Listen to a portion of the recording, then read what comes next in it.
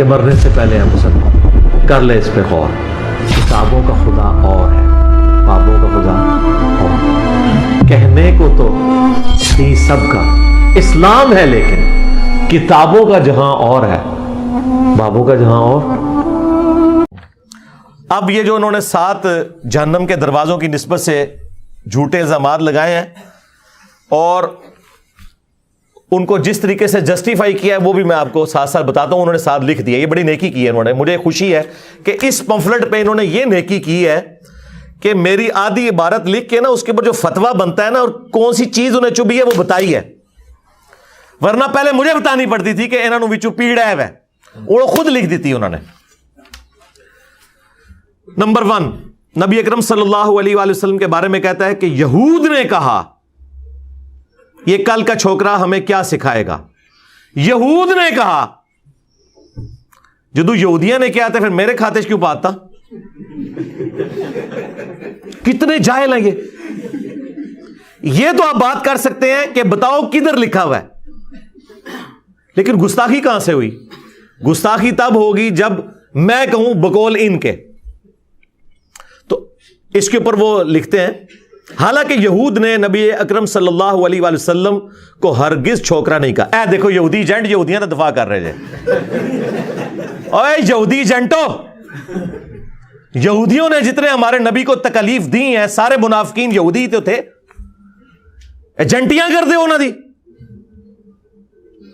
یہ انتہائی گستاخانہ لفظ چھوکرا ملزم مذکور کا اپنا گستاخانہ لفظ ہے. اس کھلی گستاخی پر 295C کا اطلاق ہوتا ہے جو ناقابل معافی جرم ہے اور ناقابل ضمانت ہے. اور یہودیوں کے دفاع کرنے والے مولویوں، تمہیں پتہ ہے کہ یہودیوں نے قرآن میں جو کچھ رپورٹ ہوا ہے کہ کیا کچھ کہا ہے؟ میں نے یہ جو لفظ بولا یہ تو ان کی باتوں کو میں نے سم اپ کر کے اردو کے محاورے میں لنگوسٹک میں بولا تھا. قرآن میں سورہ المنافقون جو منافقین سے متعلق ہے اس میں آتا ہے کہ عبداللہ ابن ابی نے کہا کہ جب ہم عزت والے مدینے میں داخل ہوں گے تو مدینے سے نبی صلی اللہ علیہ وآلہ وسلم اور ان کے اصحاب ان کا ذکر کر کے کہا کہ ان ذلیلوں کو ہم مدینے سے نکال دیں گے. نعوذ باللہ. یہ یہودیوں نے کہا اور قرآن نے نقل کیا اور پھر ساتھ فرمایا کہ بے شک عزت اللہ اس کے رسول اور اہل ایمان کے لیے، لیکن منافقین بے خبر ہیں اس بات سے. اور بخاری میں بڑی تفصیل کے ساتھ حدیث ہے. زید ابن ارقم نے یہ بات سن لی تھی، انہوں نے نبی علیہ السلام کو شکایت کی تو عبداللہ ابن ابی نے جھوٹی قسم کھا لی کہ یا رسول اللہ میں نے کوئی آپ کے بارے میں ایسی بات نہیں کی، حالانکہ کی ہوئی تھی. تو نبی علیہ السلام نے وہ جھوٹی قسم کو ایکسپٹ کر لیا، آپ کی شفقت تھی. لیکن وہ صحابی اتنے غمناک ہوئے کہ اللہ تعالیٰ نے ان کی دلجوئی کے لیے قیامت تک کے لیے قرآن میں آیت نازل کر دی اور اتنا گستاخانہ جملہ اللہ نے نقل فرمایا کہ یہودی کہتے تھے کہ جب ہم عزت والے مدینے میں داخل ہوں گے یہاں سے ذلیلوں کو نکال دیں گے. اسے کہا جاتا ہے نقل کفر، کفر نہ باشد، یعنی کفر کی نقل اتارنا کفر نہیں ہوتا. یہ بکواس اس نے کی. وہاں موجود تھے ایک نوجوان زید ابن ارقم، انہوں نے جا کے حضور کو بتا دیا. حضور نے بلایا، نہیں جی جھوٹ پتہ میں نے نہیں کہا. یہ چھوکرے نے پتہ نہیں کہاں سے سن لیا، یہ چھوکرا کیا ہے یہ، اور آپ اس کی بات مان رہے ہیں میرے معاملے میں. خاموش رہے حضور. پھر یہ آیات اتر گئیں جس نے چھوکرے کو صحیح ثابت کیا کہ کہا انہوں نے یہ. تو حضور نے فرمایا کہ لڑکے کے کان نے غلط نہیں سنا تھا. پھر یہ آیات اتر گئیں جس نے چھوکرے کو صحیح ثابت کیا کہ کہا انہوں نے یہ. تو حضور نے فرمایا کہ لڑکے کے کان نے غلط نہیں سنا تھا. پھر یہ آیات اتر گئیں جس نے چھوکرے کو صحیح ثابت کیا کہ کہا انہوں نے یہ. تو حضور نے فرمایا کہ لڑکے کے کان نے غلط نہیں سنا تھا. پھر کافر کہتے تھے یہ مجنون ہے، نعوذ باللہ، یہ شاعر ہے، یہ دیوانہ ہے، اسے پریشان خواب آتے ہیں، اس نے ایک اجمی غلام رکھا ہوا ہے جو اسے پڑھاتا ہے. اور سب سے بڑھ کر ہماری ماں سیدہ عائشہ سلام اللہ علیہا کے اوپر تہمت لگا دی. یہ سارے الزامات اگر میں قرآن سے بیان کروں تو آپ یہ کہیں گے کہ میں نبی علیہ السلام کی توہین کر رہا ہوں. شرم نہیں آتی؟ चिश्ती रसूलुल्लाह पार्टी बड़े तपदे जे कि साडा नाम क्यों रखा है। हाँ हूँ 90 लाख भुल जाएगा तुहानू। हाँ 90 लाख दफा तो इंशाल्लाह चिश्ती रसूलुल्लाह मैं भी कह बैठा, क्योंकि मेरे वीडियोस ते तुहानू पता लखां ही जांदियां ने। हाँ तो 90 लाख तो ज्यादा दफा तो मैं कह चुकिया वहां ये पार्टी चिश्ती रसूलुल्लाह पार्टी। अच्छा कहते हैं ये छोकरा लफ्ज बोल दिया। छोकरा लफ्ज उर्दू के अंदर यंग बॉय के लिए इस्तेमाल होता है और ये कुरान में लफ्ज मौजूद है। जब सूरतुल अंबिया में आया कि इब्राहीम अलैहिस्सलाम ने उनके बुत तोड़ दिए ना और बड़े बुत के कंधे के ऊपर कुल्हाड़ा रखा, और फिर उनके बुजुर्गान दीन ने जब आपस में मीटिंग की कि एक ने साढ़े बुजुर्गां नाल काम पाया है, उन्हें क्या है एक छोकरा है जिदा ना इब्राहीम है, ये उसकी शरारत लगती है।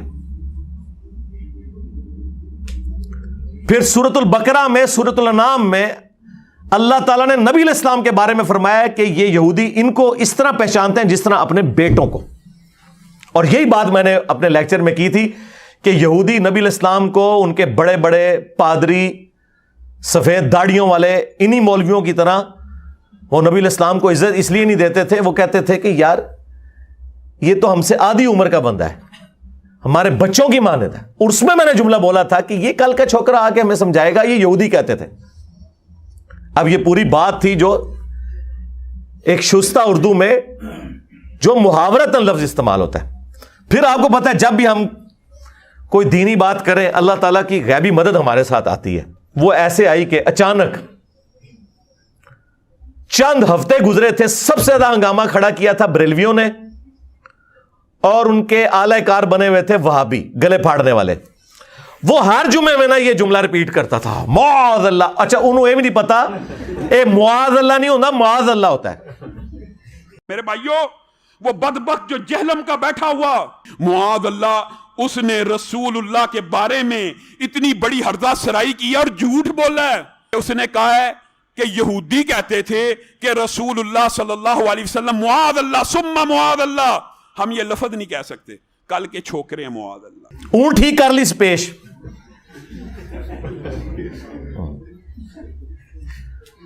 हाँ वो जो साहबा का नाम है ना मुआज़ इब्ने जबल, उसमें पेश आती है, लेकिन मुआज़ अल्लाह में जबर आती है। मनु कहते अरबी नहीं आती। तनु मैं चैलेंज दिता है कि अपने साजिद मीर साहब को लूं, वाबियो देवबंदियो तुसी मुफ्ती तकी उस्मानी को लूं, बरेलवियो मुफ्ती मुनीबुर रहमान से। तुम लोग कुरान की सबसे मुश्किल कोई सूरत ढूंढो, उसकी किरात करवाओ, अगला सूरज तुलू नहीं होगा, मैं उसकी प्रोनाउंसिएशन अरबी स्टाइल में करूंगा, फिर पब्लिक फैसला करेगी। ओए तुहाडे मौलवी ते हे बेते पढ़ते जे। हाँ उन्हें को हा आइन सा जाल वा बौद ए उन्होंने कदे ख्वाब भी नहीं कढ़िया होया। और देख ले टाइम क़यामत तक है, लेके आओ। अल्लाह की गैबी मदद कैसे आई कि वाबियों का सबसे बड़ा मौलवी जो तमाम रमजान नशरियात में तमाम चैनल्स पे बैठता है और रात को मेरे साथ जीटीवी पे बैठा हुआ था, सुलह हसन पे मैंने इनकी तबीयत साफ कर दी है, चीखा कढ़ाइयां ने उन्होंने, मैं इंशाल्लाह वीडियो आने वाली है। तो उससे ना सवाल किया जद्दे में किसी ने कि जी ये जो देवबंदी हमें बड़ा तंग करते हैं, हमारे स्टूडेंट्स को, वाबियों को, अहले हदीसों को, और ये कहते हैं ये बच्चे बचुंगड़े आके हमें सिखा रहे हैं। तो पता खलीलुर रहमान जवेद ने क्या जवाब में कहा कि ये तो हमेशा हुआ है, जब कभी कोई नबी किसी उम्मत में गया दावत लेकर तो उस उम्मत के जो बड़े बुजुर्ग हैं ना वो खड़े हो जाते थे नबियों के मुकाबले पर और कहते थे कि क्या ये दाढ़ियां हमने धूप में सफेद की हैं, ये कल का छोकरा आके हमें समझाएगा। हाय हाय 1,24,000 अंबिया उन्होंने छोकरा क्या है। दुनिया में आने वाले हर पैगंबर के साथ उसकी कौम ने जो पहला एतराज किया बुनियादी वो यही था कि हमारे बाप दादा पागल थे, उन्होंने क्या दाढ़ियां धूप में सफेद की थी, क्या उनको कुछ पता नहीं था। ये कल का छोकरा आकर हमें ये समझाने लगा है दीन, ये कल का छोकरा आकर हमें ये समझाने लगा है दीन, ये कल का छोकरा आकर हमें ये समझाने लगा है दीन। उसके ऊपर किसी ने 295C नहीं कटवाई ना अपने ने ओड़ा गला फाड़दा जे जिसनों मैं चैलेंज किया है तू कदे भी मुबाले अली हदीस मुस्लिम शरीफ दी बयान ही नहीं कर सकता क्योंकि ਉਹਦੇ जिक्र है कि तेरे मामू ने मौला अली इस्लाम के ऊपर सबो शतम करवाया। ये कहते जी सबो शतम वो तनकीद होती है आपको नहीं पता। नहीं सरकार, मुस्लिम शरीफ में ही लिखा हुआ है 6229 वो कहते थे लान अल्लाहु अबू तुराब, अबू तुराब पर लानत, नाऊज़ु बिल्लाह, अल्लाह की लानत, अल्लाह के फरिश्तों की लानत, तमाम लानत करने वालों की लानत जिन्होंने अहलुल बैत के ऊपर लानतें करवाई और उनके दिफा करने वालों पर भी लानत, और उन लानतियों का हशर उन्हीं लानतियों के साथ हो जिन्होंने अहलुल बैत के साथ जुल्म किया। जिसे फिट उसे गिफ्ट। तो उसके ऊपर किसी ने 295C नहीं कटवाई, बल्कि 1,24,000 उससे FIR बन दिए जे वक वक। ये होती है अल्लाह की गैबी ताईद। एक कहना जी 10 लाख देंगे सामने बाद हो, मैं 20 लाख देंगा हलाल दा, अपने वड्डा ले आओ मेरे सामने। मुझे बताएं मेरा कोई स्टूडेंट जाके मज़ारे कायद पे खड़ा होके के ओए तकी उस्मानी बाहर निकल, मैं आ गया हूं, ये निकालेंगे, वहां लगवाएंगे उसको। ते तुहाडे छोटे छोटे चूहे निकल के मनु कहते इंजीनियर गल कर, तो गल करने लिए करो, ले आओ वड्डा अपना। हमारे साहबा इकराम पे जब बुरा वक्त आया ना, बुखारी मुस्लिम में आता है कि 12,000 का लश्कर हुजूर को छोड़ गया था गज़वा हुनैन के मौका पर। एक तकब्बुराना जुमला निकल गया था कि बदर में 313 थे, गालिब आए, आज तो हम जीत जाएंगे। अल्लाह ताला ने फिर कहा कि तुम्हें भागने का रास्ता नहीं मिला, तुमने ये बोला क्यों? तुम्हें तो कहना चाहिए था अल्लाह की वजह से मदद हुई। सिर्फ 80 बंदे हुजूर के साथ रह गए और सामने हजारों का लश्कर है। नबी इस्लाम अकेले आगे बढ़े। अनन नबी ला कज़िब अन इब्न अब्दुल मुत्तलिब, मैं नबी हूं, इसमें कोई झूठी बात नहीं, मैं अब्दुल मुत्तलिब का बेटा हूं। और फिर अपने मुबारक हाथों से एक मुट्ठी भरी कंकरियों की यूं फेंकी काफरों की तरफ, जितने सामने थे सब अंधे हो गए। ये मौजज़ा जाहिर हुआ। तो जब छोटों पे बुरा वक्त आए तो बड़े मैदान में उतरते हैं। यह हमारे नबी की सुन्नत है सल्लल्लाहु अलैहि वसल्लम। तो निकलो ना तुसी भी, कहते हो दज्जाल तू वड्डा फितना है इंजीनियर। निकले मुफ्ती मुनीबुर रहमान के कि मैं हूं बरेलवी मुफ्तियों का इमाम, मुफ्ती मुनीबुर रहमान। हां, इसमें कोई शक नहीं कि बरेलवी थाक पे है। इंजीनियर बात कर मेरे साथ, यकीन करें मुफ्ती साहब तशरीफ लाएं, मैं उन्हें यहां बिठाऊं, कदमों में बैठूं उनके।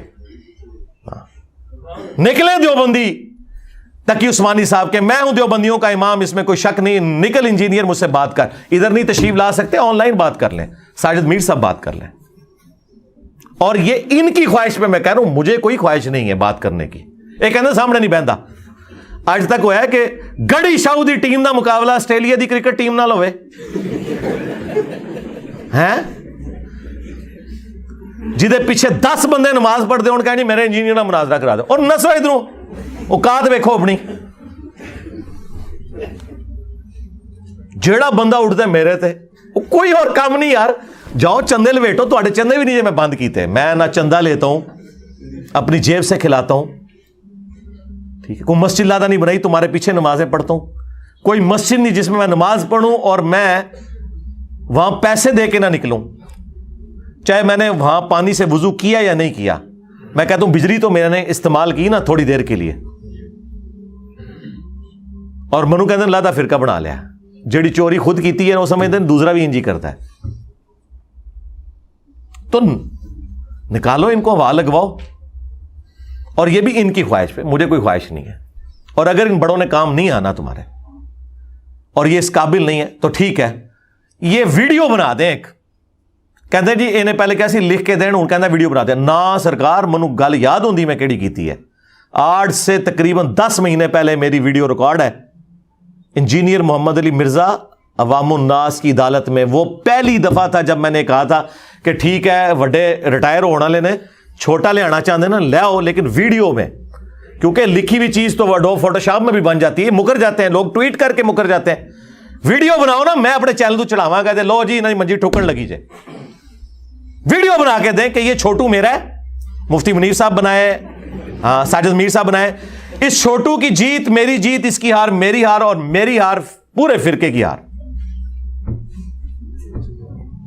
डायरेक्ट फाइनल मैच खेलो और टाइम क़यामत तक जे कोई तैयार नहीं होगा। اور یہ میں اپنے لیے نہیں کہہ رہا، یہ کہہ رہا نہیں سامنے نہیں بہندا، سامنے نہیں بہندا. اچھا میرے سامنے بیٹھنے سے آپ کو قرآن حدیث کے والے یاد آ جائیں گے، میری برکت سے، جو ابھی نہیں آ رہے. ویڈیو بڑھاؤ انشاءاللہ، تیار ہے. اور یاد رکھیے گا یہاں جو بندہ آئے گا نا وہ خالی اپنے فرقے دی منجی نہیں ٹھکوائے گا، سارے دی منجی ٹھکوائے گا. جی ہاں، اگر کوئی میرے پاس وہابی آئے گا نا تو آپ کیا سمجھ رہے ہیں کہ میں اسے اس کے بارے ڈسکس کروں گا؟ نا، میں کہنا کہ بول چشتی رسول اللہ اور اشرف علی رسول اللہ کے بارے تیرے کے خیال ہے. ہاں، تاکہ آندہ کوئی بریلوی دیوبندی بھی کہا نہ پائے انہوں، پھر وہ کسی دیوبند اور بریلویوں کی مسجد میں وہ وہابی جانے جوگا نہیں رہے گا اگر اسے غلط کہے گا، اور اگر ٹھیک کہے گا تو اپنی مسجد ہی نہیں بانٹ سکتا. میں نے کہا تھا نا کہ بنو امیہ کی چالیں جہاں ختم ہوتی ہیں نا وہاں سے ہماری عقل سٹارٹ ہوتی ہے. اب صفین پارٹ 2 نہیں ہونی ہے، بے فکر رہیں آپ، نہ دوبارہ تحکیم ہونی ہے. وہ کر لیا کام جڑا مومن ایک سوراخ سے دوسری بار نہیں ڈسا جاتا. مولا علی نال تسی دھوکھے کیتے، ہن تسی داڑھ تھلے آ گئے ہو، ذہن وچ رکھنا. اس طریقے سے بریلوی کیا سمجھتے ہیں صرف ان کی باتیں ڈسکس ہوں گی؟ نہیں، ساروں کی ہوں گی. ہم پڑھیں گے کہ لکھا ہوا ہے اسام الارمین میں بریلویوں، چوتھا فرقہ وہابیہ شیطانیہ. آپ اس کو مانتے ہو تو کیا خیال ہے؟ وہ کہیں گے نہیں مانتے، آندہ اپنی مسیت ہی نہیں بانٹ سکتے. اور اگر کہیں گے مانتے ہیں تو سب تو پہلے وہابیوں نے انہوں نے منجی ٹھوک دینی ہے. عقیدے میں بات ہوگی، عقیدہ توحید، ختم نبوت. اور ختم نبوت یہی ہے کہ بابوں نے ناموں کے کلمے پڑھائے ہوئے. یہ لوگ ہمیں آگے بات کریں گے.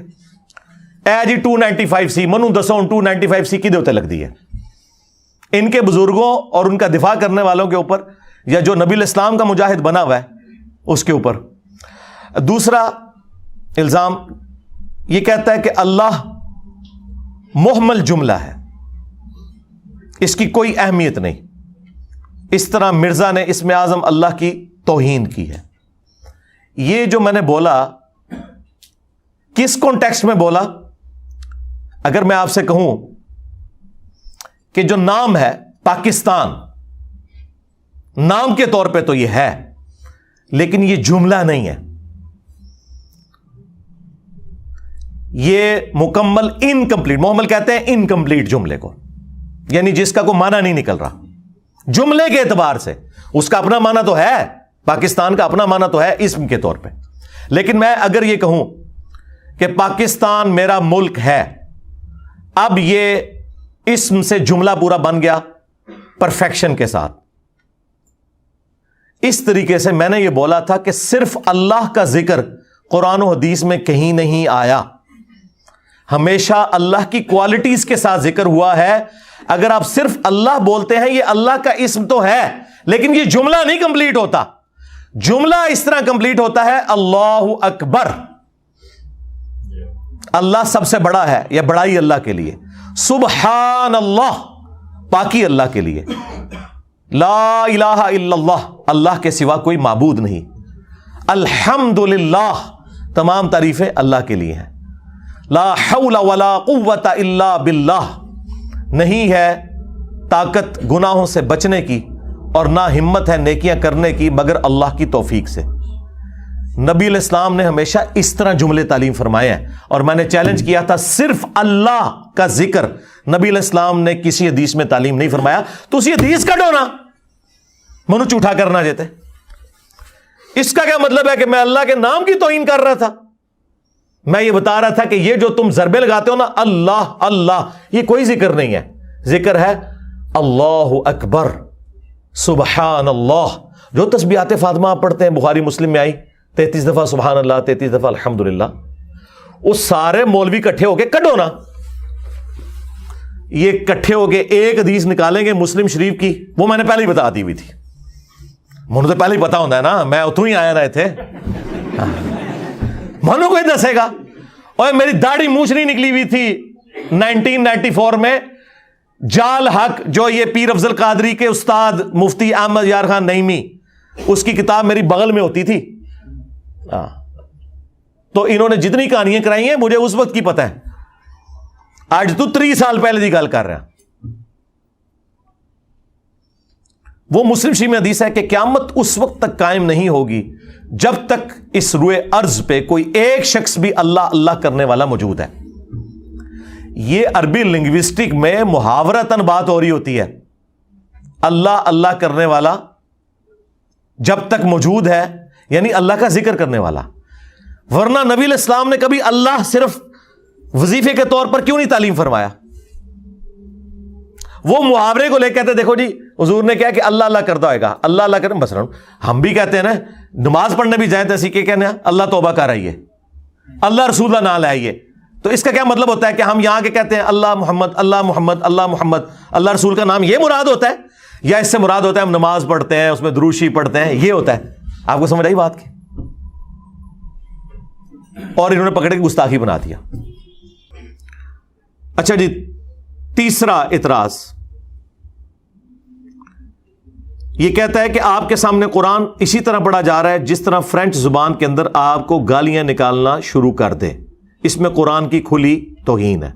اندازہ کریں, قرآن پڑھنے کو میں نے یہ کہنا ہے کہ قرآن گالیاں ہیں, نعوذ باللہ. جو شخص قرآن کی سب سے زیادہ دعوت دے رہا ہے, یہ پوری ایک بات ہوئی تھی اور یہ میں نے رویا تھا کہ قرآن دنیا میں سب سے پڑھی جانے والی کتاب ہے, لیکن اس کا تلخ پہلو یہ ہے کہ سب سے زیادہ بغیر سمجھ کے پڑھی جانے والی اگر کوئی کتاب ہے نا تو وہ قرآن ہے. دنیا میں کوئی اتنی مظلوم کتاب نہیں کہ جسے بغیر سمجھ کے اتنا زیادہ پڑھا جاتا ہو.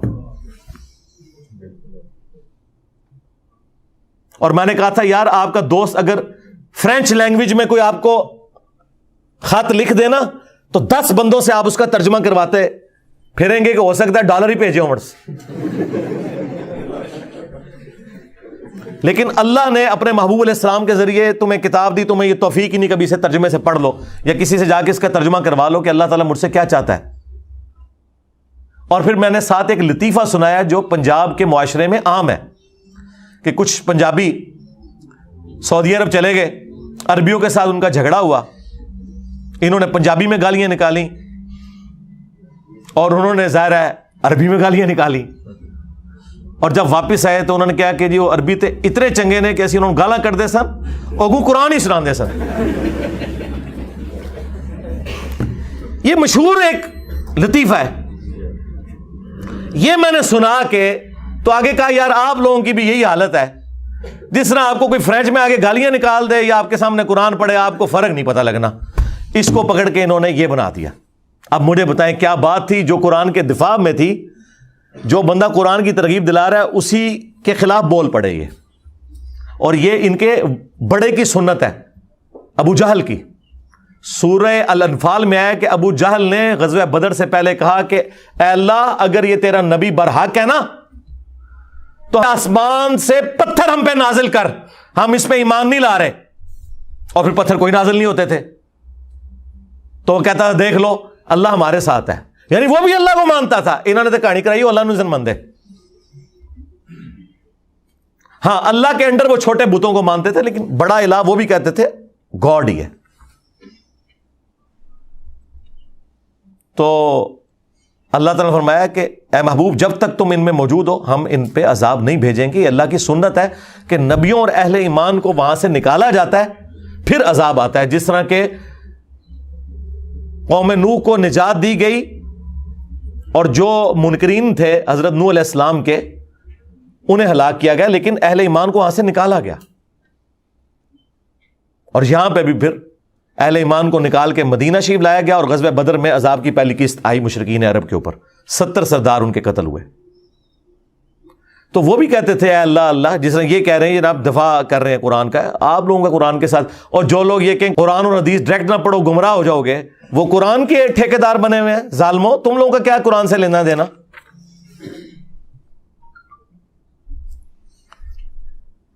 اس میں مجھے ایک ضمن لطیفہ اوریجنل, آپ بتائیں بنگلہ دیش میں انہوں نے ایک سوشل ایکسپیریمنٹ کیا ہے. جس طرح یہاں پہ بھی آپ کو پتا نا کہ مردوں کی عادت ہے کوئی دیوار کوئی سنسان سی دیکھیں گے تو پیشاب کرنا شروع کر دیں گے اس کی طرف منہ کر کے. بنگلہ دیش میں انہوں نے دیکھا کہ جناب یہ تو لوگ باز ہی نہیں آتے,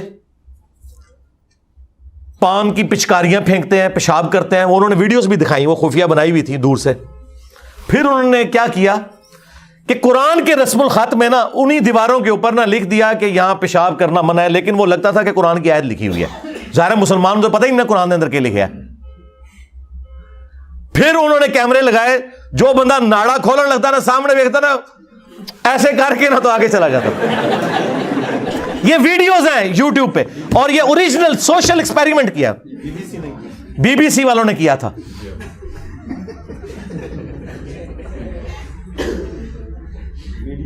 تو مجھے بتائیں تمہیں عربی میں کوئی یہ کہے کہ یہاں پیشاب کرنا منع ہے، یا عربی میں قرآن کی کوئی آیت پڑھے اور ڈنگرو نہ تانوں نہ تواڈے وڈیاں نو پتا کہ کیا مطلب ہے تھا؟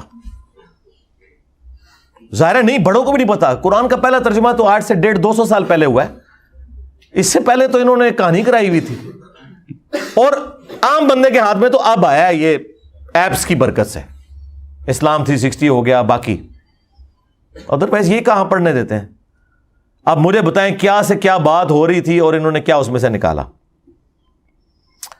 چوتھا یہ کہتا ہے کہ اگر ہمیں قادیانی کافر نہ کہیں تو ہم بھی ان کو کافر کہنا چھوڑ دیں گے۔ یار میں نے کب یہ والی بات کی؟ یہ بات ہی کچھ اور تھی۔ یہ قرآن کی سنت پہ عمل کر کے میں نے ایک تعلیق بالمحال بیان کی تھی، اور میں نے کہا تھا کہ قادیانی آپ مسلمانوں کو گھیرتے ہیں مظلوم بن کے، اور کہتے ہیں دیکھو ہم اتنے مظلوم ہیں، ہمیں یہ لوگ کافر کہتے ہیں، حالانکہ انہوں نے پہلے کافر کہا تھا باقی مسلمانوں کو۔ آج ان کے پاس یہ وکٹم کارڈ ہے۔ تو ان کے ساتھ آپ نے جب علمی ڈیبیٹ کرنی ہے نا تو ان کو یہ پھکی دینی ہے آپ نے کہ ٹھیک ہے تم ہمیں مسلمان مانو، ہم بھی تمہیں مسلمان مان لیں گے۔ اور میں نے ساتھ کہا تھا یہ کبھی بھی نہیں ہوگا، اسے کہا جاتا ہے عربی میں تعلیق بالمحال، یعنی ایسی مثال بیان کرنا کہ جو پاسبل ہی نہ ہو۔ اور قرآن میں اس کی مثال میں آپ کو بتاتا ہوں، کئی ایک مثالیں قرآن میں۔ قل ان کان للرحمن ولد فانا اول العابدین، اے نبی ان سے فرماؤ اگر اللہ کا کوئی بیٹا ہوتا تو سب سے پہلے میں اس کی عبادت کرتا۔ جس قرآن نے پہلے یہ آیت نازل کی تھی لم یلد ولم یولد، اللہ کا نہ کوئی بیٹا ہے اور نہ اس کا کوئی باپ ہے، پھر یہ آیت کیوں نازل کی؟ اس لیے کہ سمجھانے کے لیے کرسچنز کو کہ اللہ کا اگر کوئی بیٹا ہوتا نا تو جس طرح انسان کا بیٹا انسان، گھوڑے کا بیٹا گھوڑا، اس طرح اللہ کا بیٹا اللہ ہوتا تو میں اس کی عبادت کر رہا ہوتا۔ مراد یہ کہ اللہ کا بیٹا کوئی نہیں ہے، اسے کہا جاتا ہے تعلیق بالمحال۔ اور کل تک یہ ان کا فخر تھا کہ بھٹو کی موجودگی میں قادیانیوں کو کافر اس لیے قرار دیا گیا۔ یہ کہتے ہیں ہمارے جو شاہ احمد نورانی صاحب تھے نا، انہوں نے ایک ایسی بات کی کہ ان کے خلاف فیصلہ چلا گیا قادیانیوں کے، اور وہ بات وہی تھی جو انجینئر صاحب نے کی ہوئی ہے۔ کل تک یہ ان کے فخر تھی۔ آپ پتہ یہ معاملہ جب پھنس گیا نا، بھٹو تو ظاہر آپ کو پتا ایک سیکولر بندہ تھا، اس کا مذہب سے کوئی اتنا لینا دینا نہیں تھا۔ شاہ احمد نورانی صاحب نے گیم یہ کھیلی، اسے علم الکلام کہا جاتا ہے۔ انہوں نے کہا بھٹو صاحب چھوڑ دیں، یہ تو آپ کو بھی کافر مانتے ہیں قادیانی۔ انہوں نے کہا ہے منو کافر سمجھتے ہیں؟ انہوں نے کہا آپ پوچھ لو۔ جب مرزا طاہر سے پوچھا گیا نا، انہوں نے کہا ہاں جی آپ جب ہمارے نبی کو نہیں مان رہے تو آپ کافر ہی ہیں۔ انہوں نے کہا دبو انہوں نے جڑے منو کافر کہندے نے۔ کیوں؟ اور بھائی ان کی مجبوری ہے، انہوں نے اس دجال کو نبی مانا ہوا ہے، اور نبی کا انکار کرنے والا کافر ہی ہوگا نا۔ تو میں نے کہا تھا قادیانیوں کو قابو کرنے کا طریقہ یہ ہے کہ ان کو یہ کہو کہ ٹھیک ہے سانو مسلمان منو، لیکن لکھوا کے لے آؤ، جس دن ہمیں مسلمان مانو گے ہم بھی تمہیں مسلمان مان لیں گے، اور ٹائم قیامت تک ابھی لکھوا ہی نہیں سکتے۔ کیوں؟ مجھے بتائیں کوئی آپ کو آ کے مسلمان ہونے والا شخص نیو مسلم یہ آفر کرے کہ میں نبی علیہ السلام کو نبی نہیں مانوں گا، مجھے مسلمان ہونے کی ڈگری دے دو، کیا ہم دیں گے؟ اور اگر دیں گے تو ہم خود کافر ہو جائیں گے۔ اسی طریقے سے اگر وہ ہمیں مسلمان کہنا وہ خود کافر ہو جاتے ہیں، کیونکہ میں تو اسے دجال مانے ہوئے ہوں جسے وہ پیغمبر مان رہے ہیں۔ تو جب وہ مجھے مسلمان مان لیں گے تو میرا مقدمہ انہوں نے مان لیا کہ وہ دجال ہے۔ اسے علم الکلام کہا جاتا ہے، اور یہ پچھلے 1200 سال میں مسلمانوں کا طریقہ ہے۔ لیکن مسئلہ یہ کہ یہ تو جاہل پڑھے لکھے لوگ تو ہے کوئی نہیں، نہ انہیں دین کا علم، نہ انہیں علم الکلام کا پتہ، نہ انہیں قرآن کا پتہ، نہ انہیں احادیث کا پتہ، اور جنہیں پتہ ہے وہی کونے بن کے بیٹھے ہیں۔ اس لیے آپ دیکھیں مفتی منیب الرحمان، مفتی تقی عثمانی کا کوئی فتویٰ ہے میرے خلاف بائی نیم مینشن کر کے کہ یہ بندہ خارج ہو چکا ہے اسلام سے؟ انہیں پتہ ہے کہ یہ جتنی باتیں کر رہا ہے ٹھیک کر رہا ہے۔ لیکن بات ہے رسوائی کی. مسئلہ یہ ہے. تو یہ بات میں نے کی تھی, انہوں نے پکڑ کے میرے کھاتے میں فٹ کر دی کہ جی یہ اس نے جناب کہہ دیا کہ, اور اس کے اوپر ورڈکٹ پتہ کیا لکھ رہے ہیں, اس عبارت میں قادیانیوں کو مشروط طور پر مسلمان قرار دے کر قرآن و سنت اور اجماع امت کی کھلی بغاوت ہے. اوے چشتی رسول اللہ پارٹی, تہاڈی اوقات, جاؤ اپنے ابے دی خبر لو پہلے. اور آئین پاکستان کے خلاف قادیانیوں کو مسلمانوں کو کافر نہیں کہنے کی شرط پر مسلمان قرار دیا ہے. آئین پاکستان کے ساتھ بھی یہ غداری ہے. اور شکر کرو 73 دے ٹائم انجینئر نہیں سی, نہیں تو تہاڈی بھی منجی نال ٹھوک جانی سی. میں پینا پا لینا سی اتنے اسٹوڈنٹس نال کہ آج چشتی رسول اللہ اور اشرف علی رسول اللہ تھانوی بھی فارغ ہون گے, اے ایک لگدے ہاتھ نہ ہے ایک کوئی ڈنڈا پھیرے نہ ہوتے.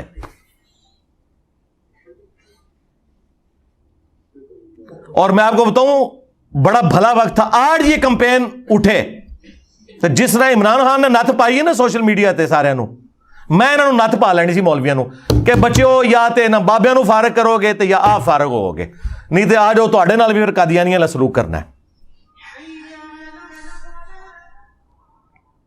تو یہ دیکھیں یہ کہہ رہے ہیں آئین پاکستان. پانچواں, اگر کوئی اپنے علم کی بنیاد پر کسی بھی صحابی کو کافر کہے تو ہم اسے کافر نہیں کہہ سکتے. یار یہ بات میں نے کی تھی. اللہ کے بندو, صحابہ کرام کا تو مرتبہ ہی بہت زیادہ ہے. کوئی عام مسلمان کو بھی کافر کہہ دے نا جبکہ اسے پتا ہو کہ وہ مسلمان ہے, جس طرح یہ لوگ مجھے کہہ رہے ہیں, تو کفر لوٹ جاتا ہے. بخاری مسلم میں حدیث ہے. لیکن میں نے یہ بات کی تھی کہ اگر کسی شخص کو تعویل کی غلطی لگ جائے, اس بنا پر وہ کسی صحابی کو یا آج کے مسلمان کو بھی کافر سمجھے, اسے یہ سمجھ نہیں آ رہی کہ وہ کافر نہیں ہے, جو اس تک باتیں پہنچی اس کی بنیاد پہ اس نے ڈیسائیڈ کر لیا, تو پھر وہ کافر نہیں ہوگا.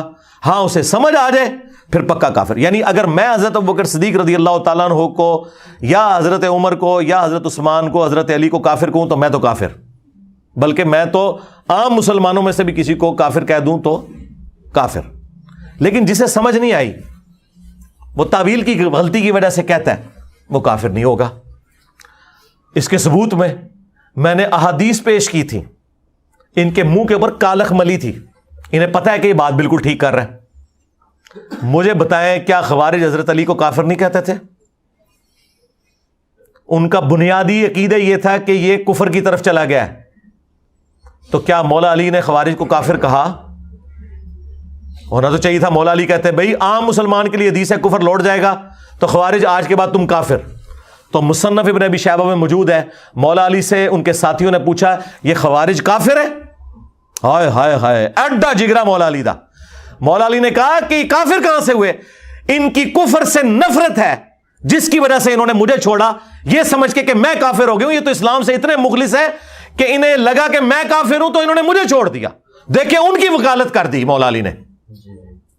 آج انجینئر صاحب وکالت کر دینے کہ اتنے بریلوی ٹھیک جے, ایس گالج دیوبندی ٹھیک جے, اتنے شیعہ ٹھیک جے, اتنے بھابی ٹھیک جے. اے جگرا صرف مولا علی دا یا انجینئر علی دا ہی ہو سکتا ہے. پھر پوچھا کہ منافق؟ تو مولا علی نے کہا قرآن میں تو ہے کہ منافق تو اللہ کا ذکر بڑا تھوڑا کرتے ہیں, یہ تو اتنی لمبی نمازیں پڑھتے ہیں. دیکھو مولا علی سامنے موجود اور وہ کافر کہہ رہے ہیں اور مولا علی ان کی خوبیاں بیان کر رہے ہیں. آج 1400 سال بعد کوئی کسی صحابی کو کافر کہہ لے اس وجہ سے کہ اس بیچارے کو سمجھ نہیں ہے, تو آپ اسے کافر کہیں گے؟ تو مولا علی نے تو نہیں کہا. انہوں نے کہا جب کافر بھی نہیں منافق بھی نہیں تو پیچھے تو مسلمان ہی بچتے ہیں. تو حضرت کے نے فرمایا کہ یہ ہمارے بھائی تھے بگوڑے ہو گئے, ایک جماعت ہم میں سے نکلی ہے جو ہمارے خلاف پولیٹیکلی بغاوت پہ اتری ہے, بس ختم.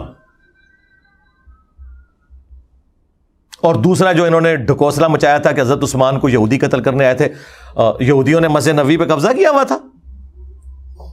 صحیح بخاری میں 695 نمبر حدیث ہے, حضرت عثمان سے لوگوں نے پوچھا کہ آپ کو تو گھر میں قید کر دیا انہوں نے, نمازیں ہم ان کے پیچھے پڑھ لیں, مسجد پہ فتنے کے امام کا قبضہ ہے. انہوں نے کہا نمازیں ان کے پیچھے پڑھو, نماز ہی تو مسلمانوں میں ایک نیکی کا ایسا اجتماعی کام ہے, اس میں اکٹھے رہو, البتہ ان کی برائی میں ان کے ساتھ شامل نہ ہو, نمازیں ان کے پیچھے پڑھو. اس پہ امام بخاری نے باب باندھا ہے, باغی اور بدعتی کے پیچھے نماز پڑھنے کا حکم ہے. اور انہوں نے آپ کو کہانی کرائی ہے کہ کوئی عبداللہ ابن سبا پارٹی سی, صرف بنو امیہ کو بچانے کے لیے کسی اور دے متھے مار چھڑا. تو یہودیوں کے پیچھے حضرت عثمان نے پڑھنے کے لیے کہا؟ نہیں، حالانکہ خلیفہ راشد کے خلاف تھے، وہ سنا سکتے تھے حدیث کہ یہ علیکم بسنتی و سنت الخلفاء الراشدین المہدیین، اور اس میں الفاظ ہیں کہ بدعتوں سے بچنا، یہ بدعتی ان کے پیچھے نماز نہ پڑھو. لیکن حضرت عثمان کا جگرا، انہوں نے کہا ٹھیک ہے، اختلاف اپنی جگہ، لیکن میں ان کو اسلام سے کیسے نکال دوں؟ اس میں کئی صحابہ بھی تھے. پھر عبداللہ بن عمر کے بارے میں سنن کبریٰ البیہقی میں آتا ہے، وہ خوارج کے سلام کا جواب بھی دیتے تھے، اذان کا جواب بھی دیتے تھے، یعنی نماز بھی ان کے پیچھے پڑھتے تھے، اور کہتے تھے جب تک یہ حی علی الصلاح حی علی الفلاح کہیں گے ہم ان کی اذانوں کا بھی جواب دیں گے، سلام کا بھی جواب دیں گے، لیکن جب یہ ہمیں کہیں گے کہ ہم مسلمان بھائیوں کو قتل کریں ہم ان کی بات نہیں مانیں گے. حالانکہ بخاری میں ہی موجود ہے کہ عبداللہ بن عمر کہتے تھے مخلوق میں سب سے بدترین خوارج ہیں، اور وہی عبداللہ بن عمر کہہ رہے ہیں نمازیں میں اس کے پیچھے پڑھوں گا. کیونکہ جسے تعویل کی غلطی لگ جائے اس پہ کفر کا فتویٰ نہیں لگتا. صحیح بخاری میں حدیث ہے، حضرت عمر فاروق رضی اللہ تعالیٰ عنہ نے، یہ حدیث بخاری مسلم دونوں میں ہے، ابن ابی بلتا بدری صحابی کو کہہ دیا تھا منافق. کافر سے بڑی چیز ہے، کہتے نہیں جی کافر کو، صحابی کو کافر کہہ دے، جی حضرت عمر نے صحابی نو نہیں بدری صحابی نو کافر کیا ہے، اور کافر نہیں منافق کا ہے، لیکن حضور نے ان کے اوپر فتویٰ نہیں لگایا کیونکہ حضرت عمر نے تعویل کی غلطی کی وجہ سے کہا. اور امام بخاری نے اسے چیپٹر کی ہیڈنگ میں ڈالا ہے، اور رزلٹ نکالا. امام بخاری نے لکھا کہ اگر کوئی شخص تعویل کی غلطی کی وجہ سے کسی کو کافر اور منافق کہے تو فتویٰ اس پہ نہیں لوٹتا. اوے امام بخاری نے لکھا جے کہ کوئی صحابی نو کافر بھی کہہ دوے تعویل دی غلطی ونل وہ کافر نہیں ہوتا. اور نیچے انہوں نے ابن ابی بلتا کی حدیث کا حوالہ دیا کہ وہ ابن ابی بلتا نے نبی علیہ السلام کی مخبری کر دی تھی. مولا علی کو حضور نے بھیجا، ایک عورت جوڑے میں خط چھپا کے لے کے جا رہی تھی، اس خط میں لکھا تھا کہ میں تمہیں بتانے لگا ہوں کہ حضور مکے پہ حملہ آور ہونے والے ہیں، اس کے بدلے میں تم نے میرے بیوی بچوں اور مال کی حفاظت کرنی ہے کہ میں نے تمہیں نبی علیہ السلام کا راز لیک کیا ہے. نبی علیہ السلام کو اللہ تعالیٰ نے وحی کے ذریعے بتایا، مولا علی کو حضور نے بھیجا، اس عورت کی تلاشی لی گئی، خط نہیں نکل رہا تھا. مولا علی نے فرمایا کہ میرے نبی نے جو بات مجھ سے کی ہے نا، نہ وہ جھوٹے ہیں اور نہ وہ جھوٹا ہے جس نے میرے نبی کو خبر دی ہے، یعنی اللہ. تیرے کپڑے بھی اتروانے پڑے میں اترواؤں گا. خود ہی وہ خط نکال. تو اس نے پھر اپنا جوڑا کھولا، وہ خط نکلا. وہ خط جیسے حضور کی بارگاہ میں پہنچا، بخاری مسلم میں الفاظ ہیں، سیدنا عمر فاروق رضی اللہ تعالیٰ عنہ نے تلوار نکال کے کہا یا رسول اللہ اجازت دیں اس منافق کا میں گلا کاٹ دوں. حضور کے ساتھ غداری کی اس نے. آپ نے فرمایا عمر چھوڑ دو، بدری صاحب کی اگلی پچھلی غلطیاں اللہ نے معاف کر دی ہیں. لیکن ساتھ حضور کو یہ بھی کہنا چاہیے تھا کہ تم نے ایک بدری صحابی کو منافق کا، کفر تمہاری طرف لوٹ گیا، ایک دفعہ کلمہ پڑھ کے مسلمان ہو جا، نہیں کہا. اس لیے امام بخاری نے اسے چیپٹر کی ہیڈنگ میں لکھا کہ حضرت عمر نے جو فتویٰ لگایا وہ بالکل ٹھیک لگایا اپنی جگہ، کہ حضور کے ساتھ غداری کرنے والا منافق اور کافر ہی ہو سکتا ہے، اور حضور نے جو اسے چھوڑا بالکل ٹھیک چھوڑا کہ وہ منافق اور کافر نہیں تھا. اللہ نے وحی کے ذریعے بتا دیا کہ اس نے دنیا کی محبت میں مغلوب ہو کر کیا. اور سورہ ممتحنہ کی شروع کی آیات ابن ابی بلتا کے بارے میں نازل ہوئی ہیں کہ جب تک تم اپنی رشتہ داریوں سے بڑھ کر اللہ رسول کو نہیں چاہتے ہو نا، تمہارا ایمان کامل ہونے والا نہیں ہے. اور سرکار ہم آپ کو پی ایچ ڈی لیول کی چیزیں کروا رہے ہیں جو ان کے مرے ہوئے بزرگ زندہ بزرگ جمع ہو کے بھی آپ کو نہیں سمجھا سکتے. یہ پیورلی علمی باتیں تھی جو میں نے ایک ایک بچے کو سمجھا دی ہیں، اور یہ پکڑ کے دے جناب اے جملے لکھ کے تھے جناب میرے چڑھ دوڑ دے دے. سیکنڈ لاسٹ 6 نمبر، صحابی ہونا کوئی بڑی فضیلت نہیں. اس میں مرزا نے قرآن و حدیث کی بے شمار نصوص کے خلاف بغاوت کر دی ہے. اللہ کے بندو، کوئی ڈنگر ہی ہوگا جو یہ کہ صحابی ہونا فضیلت نہیں ہے. صحابہ کرام کے مرتبے کو کون پہنچ سکتا ہے؟ بخاری مسلم دونوں میں حدیث ہے سب سے بہتر زمانہ میرا، پھر ان کا جو مجھے دیکھیں، پھر ان کا جو ان کو دیکھیں، پھر ان کا جو ان کو دیکھیں. صحابہ تابعین تبع تابعین تک حضور نے تعریف کی ہے. صحابہ کرام کے دفاع پہ صرف میری ویڈیوز ہیں. جتنے یہ چندے کھا رہے ہیں نا، بتائیں کسی نے حضرت ابو ذر غفاری پہ کوئی ویڈیو بنائی ہو احادیث کی روشنی میں، عمار ابن یاسر پہ، حضرت ابوبکر عمر عثمان و علی پہ، صرف میرے کلپ کھلتے ہیں. اور تو اور چھوڑ دو، میں نے حضرت معاویہ کی بھی جو فضیلت تھی نا وہ بھی بیان کر دی، باقی تو چھڑ دو. ہمیں تم سکھاؤ گے کہ صحابہ کرام کی عزت؟ یہ میں نے حضرت عمر بن عاص کا جملہ ریپیٹ کیا تھا جو مسلم شریف میں 321 نمبر حدیث میں ہے جب ان کی موت کا وقت قریب آتا ہے اور انہیں یہ شرمندگی ہوتی ہے کہ انہوں نے حضرت معاویہ کے ساتھ مل کر حضرت علی کے خلاف جو جنگ کی تھی، اس پہ وہ شرمندہ ہوتے ہیں، پھر وہ دیوار کی طرف منہ کر کے زاروں کے تار روتے ہیں. یہ کربلا والے ریسرچ پیپر میں نے سب کچھ نقل کیا. تو بیٹا ان کو کہتا ہے کہ ابا جان آپ تو اتنے خوش نصیب ہیں، آپ نے حضور کے ساتھ مل کے جہاد کیا ہوا ہے، پھر آپ جنگ یرموک میں رومن امپائر کے خلاف شریک رہے، اتنی بڑی بڑی جنگوں میں، تو یہ اتنے بڑے بڑے فضائل آپ کو حاصل ہیں. تو انہوں نے کہا بیٹا ہمارے نزدیک یہ تمام جتنے فضائل تم بتا رہے ہو نا، یہ فضائل کوئی بڑی چیز نہیں ہے. سب سے بڑی چیز جو ہے وہ اللہ کی توحید کا اقرار اور محمد رسول اللہ کی رسالت کا اقرار ہے صلی اللہ علیہ وآلہ وسلم.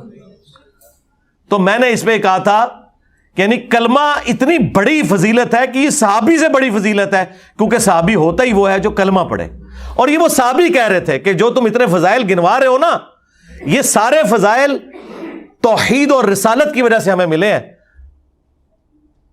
یہ وہ اپنی عاجزی کا بھی اظہار کر رہے تھے کہ اصل فضیلت وہ ہے. انہوں نے پکڑ کے میرے کھاتے میں ڈال دیا کہ جی میں جو یہ کہتا ہوں. اور حالت یہ ہے کہ ان کے کسی بڑے نے کبھی نہ اہل البیت کے دفاع میں کوئی ویڈیوز اپلوڈ کی، نہ صحابہ کرام کے دفاع کے اوپر. یہ ماموں سے شروع ہو کے ماموں پہ ختم ہو جاتے ہیں، دفاع پھر بھی نہیں ہوتا. تو یہ وہ بات تھی انہوں نے گھما کے. اور 7ویں بات، جو موبائل سے دیکھ کر قرآن پڑھے اس کو صحابہ سے بھی زیادہ ثواب ملتا ہے. اندازہ کرو، وہ کہانی بازو موبائل ہاتھ میں دیکھ کر قرآن پڑھنا. وہ کلپ میرا اپلوڈ ہے جس میں سے جملہ انہوں نے کاٹا ہے، وہ آپ خود دیکھیں. اس میں نے 7 جملہ بولا تھا کہ اب آپ نے صحابہ کو اور اپنے آپ کو کمپیئر نہیں کرنا. میں اس اعتبار سے بات کر رہا ہوں.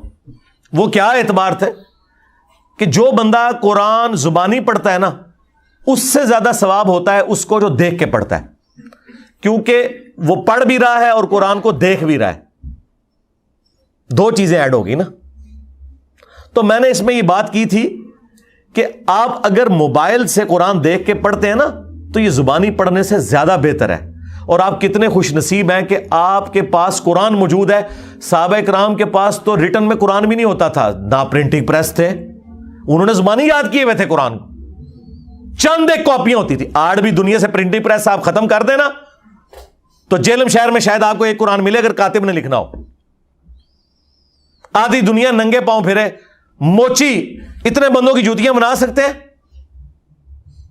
یہ بخاری مسلم یہاں پرنٹ ہو کے نا پڑے ہوتے. اللہ بھلا کرے اجمیر شریف والوں کا، انہوں نے پرنٹنگ پریس بنایا اور بغداد شریف والوں نے سیاہی بنائی. ہاں، اور بریلی شریف والوں نے یہ کیمرہ بنایا. دیوبند شریف نے یہ گھڑی بنائی. وہ کیتا کیا ہو تسی یہ بھی نہیں کر سکے. تو یہ آج ہی ہمارے پاس قرآن نہ ہوتا اس طرح. تو میں نے کہا تھا کتنے خوش نصیب ہیں آپ لوگ کہ ہر بندے کے پاس اپنا قرآن ہے. اور آپ لوگ تو اگر صحابہ کرام کے ساتھ کمپیئر کیا جائے، وہ تو زبانی قرآن پڑھتے تھے، تم دیکھ کے پڑھتے ہو. تمہیں تو اس سے زیادہ ثواب ہو سکتا ہے اگر اس زمانے میں یہ سب کچھ ہوتا. اور میں نے کہا تھا تم نے صحابہ کرام سے اپنے آپ کو کمپیئر نہیں کرنا. مراد یہ کہ اس زمانے میں جو زبانی پڑھتا تھا اور جو دیکھ کے پڑھتا تھا، وہ دیکھ کے پڑھنے والا افضل تھا. اس اعتبار سے آج تم یہ فیسلٹی اویل کر سکتے ہو. تو انہوں نے پکڑ کے کیا بنا دیا. بہرحال یہ انہوں نے بنایا. پھر میں نے ان کی منجی ٹھوکی کہ ہوں آ جاؤ میدان وچ، ایہی گل سننی جے پھر سن لو. ابو داؤد میں حدیث ہے، جو شخص پرفتن دور کے اندر حق پر قائم رہا اسے میرے 50 صحابہ کے برابر اکیلے کو ثواب ملے گا. لاؤ فتوا نبی اسلام دے ہوتے، نعوذ باللہ، تے برباد ہو جاؤ تسی بھی تے تواڈے بابے بھی. حضور کو کسی نے مشورہ نہیں دیا کہ جی قرب قیامت میں 50 صحابہ کے برابر ایک بندے کو صحابہ سے بڑھ گیا. جامعہ ترمذی میں حدیث ہے کہ اگر دین کے 10 حصے ہیں اے صحابہ، تم 9 پر عمل کرو اور 1 کو چھوڑ دو تم ناکام ہو جاؤ گے، لیکن بعد والے 1 پہ عمل کر کے 9 کو چھوڑ دیں گے وہ کامیاب ہو جائیں گے. کیونکہ تمہیں تو یہ بینیفٹ ہے نا کہ تم نے مجھے دیکھ لیا ہے. ہاں، اللہ نے ہمیں بھی دیکھے کمپنسیٹ کیا ہے، یہ ذہن میں رکھیں. مسند احمد میں حدیث ہے، ایک صحابی تابعین کے جھرمٹ میں آئے نا، تو تابعین نے کہا کہ حضرت کوئی ایسی حدیث سنائے جو آپ نے خود حضور سے سنی ہو. تو دیکھیں وہ صحابی بھی کیسے تھے. ان کو یہ اندازہ ہوا کہ یار یہ لوگ تو بےچارے تھوڑے سے وقفے سے ہی صحابی ہونے سے رہ گئے ہیں نا، یعنی تابعین کچھ عرصہ پہلے پیدا ہو جاتے، حضور کو دیکھ لیتے، تو انہوں نے نا ایسی حدیث سنائی جس سے ان کا دل خوش ہو جائے. انہوں نے کہا پھر سنو، ہم نبی علیہ السلام کی مجلس میں بیٹھے ہوئے تھے، حضرت ابو عبیدہ ابن جرح بھی موجود تھے عشرہ مبشرہ میں سے. تو نبی علیہ السلام نے فرمایا جانتے ہو سب سے بہتر ایمان کس کا ہے؟ تو ابو عبیدہ نے کہا یا رسول اللہ ہمارا ہے نا، ہم نے آپ کی صحبت کی، آپ کے ساتھ مل کر جنگیں کی. آپ نے فرمایا نہیں، سب سے بہتر ایمان ان لوگوں کا ہے جو تمہارے بعد آئیں گے، جنہوں نے مجھے دیکھا بھی نہیں ہوگا تب بھی میری رسالت کی تصدیق کریں گے. یعنی تابعین، تبع تابعین اور آج تک مسلمان. اب نبی علیہ السلام نے تو سیدھا سیدھا ایمان کے اوپر بات کر دی، کمبل سیٹ کیا. پھر مسند احمد میں حدیث ہے، صحیح ابن حبان کے اندر موجود ہے کہ جو مجھے دیکھ کر ایمان لائے اسے 1 دفعہ بشارت، جو بغیر دیکھ کر ایمان لائے اسے 7 دفعہ بشارت. اور مزے کی بات بتاؤں، اس حدیث کے اوپر امام ابن حبان، انجینئر ابن حبان، آج تو بعد انجینئر ہو گئے جے. ابن حبان کوئی چھوٹا بندہ نہیں جے، امام بخاری کے شاگرد ہیں ابن خزیمہ، انہوں نے اپنی صحیح ابن خزیمہ لکھی اور ان کے شاگرد ہیں ابن حبان. انہوں نے اس حدیث کے اوپر پتہ چیپٹر کی ہیڈنگ کیا بنائی ہے؟ بعض اوقات کوئی غیر صحابی بھی اپنے عمل میں صحابی کو پیچھے چھوڑ سکتا ہے اور صحابی سے بہتر ہو سکتا ہے. انہوں نے اوپر اپنا فارم بھی لکھ دیا.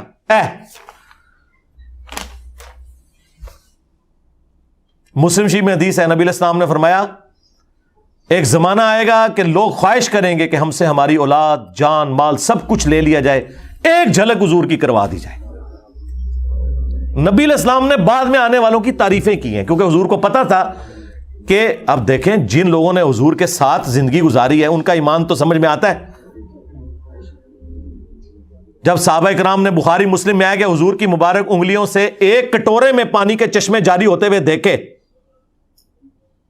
اور 1500 صحابہ نے پانی پیا، سٹور کیا اور جانوروں کو پلایا، اور جابر بن عبداللہ کہتے ہیں ہم 1,00,000 بھی ہوتے وہ پانی زیادہ تھا. مجھے بتائیں جو ایک بار یہ کام دیکھ لے اس کو کبھی اللہ رسول آخرت کے بارے میں وہم بھی آ سکتا ہے؟ اس لیے صحابہ کرام کا ایمان اعلیٰ درجے کا اس لیے تھا، حضور کو دیکھ لیا تھا. لیکن اللہ نے بعد والوں کو کمپنسیٹ کیا کہ تھوڑا عمل بھی کرو، ٹھیک ہے تمہیں بھی اس مرتبے تک پہنچا دیں گے انشاءاللہ. بخاری میں آتا ہے عبداللہ ابن مسعود کہتے ہیں ہم نبی علیہ السلام کے ساتھ کئی دفعہ اس حالت میں ہم نے کھانا کھایا کہ ہم جب لقمہ منہ میں ڈالنے لگتے لقمے میں سے اللہ تعالیٰ کی تسبیح کی آواز سنتے تھے. اب جس نے یہ کام ہوتے ہوئے دیکھ لیا ہے مجھے بتائیں اس کے ایمان کا لیول کیا ہوگا. اس لیے تو اتنی مختصر جماعت نے رومن اور پرشین امپائرز اکھاڑ کے رکھ دی ہیں 3 سے 4 سالوں کے اندر، جبکہ ہزاروں لوگ مرتد ہو گئے حضور کی وفات کے بعد. لیکن خلفائے راشدین نے کیا پیشن کے ساتھ نبی علیہ السلام کی مبارک دعوت آگے بڑھائی ہے. انہیں پتا تھا هو الذی ارسل رسولہ بالہدی ودین الحق لیظہرہ علی الدین کلہ ولو کرہ المشرکون. وہی اللہ ہے جس نے اپنے محبوب صلی اللہ علیہ وآلہ وسلم کو الہدی یعنی قرآن اور دین حق کے ساتھ مبعوث کیا تاکہ اسے تمام ادیان پر غالب کر دے، خواہ مشرک اس بات کا برا مان جائے. تو اللہ کے فضل سے میں نے کئی دفعہ یہ کلیم کیا ہے کہ میرے کوئی بھی بات ہے اسے کانٹیکسٹ میں دیکھیں، اس کے بعد اس کے اوپر شرعی حکم بیان کریں، پھر میں بتاؤں گا کہ یہ گیڑے کون کون آندا ہے. اب دیکھیں نا، اب ان کو کیا پتا تھا جاہلوں کو کہ بخاری میں لکھا ہوا ہے کہ اگر کوئی کسی صحابی کو منافق یا کافر کہہ لے تعویل کی غلطی کی وجہ سے تو اس پہ کفر نہیں لوٹتا ہے. تو امام بخاری لکھ کے گئے جے اور حضرت عمر نے کام کیتا سی، انہاں جاہلاں نے بخاری مسلم پڑھی نہیں تے تائیں تے بخار آندا ہے انہاں نوں. تہاڈا بخار تاں لینا سی بخاری پڑھ لیندے. جی ہم سنی ہیں، کیڑے سنی ہوئے ٹنیوں؟ سنی وہ ہے جو قرآن بخاری مسلم کو مانے گا یا وہ بابوں کو مانے گا؟ سن سنا کے سنی ٹنی، پڑھ پڑھا کے سنی بنو. اسی ہوں سنی اللہ دے فضل نال. ہوں جنہیں سنیت کی گارنٹی لینی ہے اتھوں لو. اور یہ سنی میں فرقے کے طور پہ نہیں، فرقہ واریت حرام ہے، میں منہج کی بات کر رہا ہوں. سنی منہج وہ ہے جو خلفائے راشدین کو حق پہ مانتا ہے اور سیدنا علی رضی اللہ تعالیٰ عنہ کو بالخصوص ان کے مخالفین کے خلاف حق پہ سمجھتا ہے اور مخالفین کا احترام کرتا ہے. رافضیوں کی طرح ان پر لعنت کا قائل نہیں ہے اور نہ ناسبیوں کی طرح ان کا جھوٹا دفاع کرتا ہے.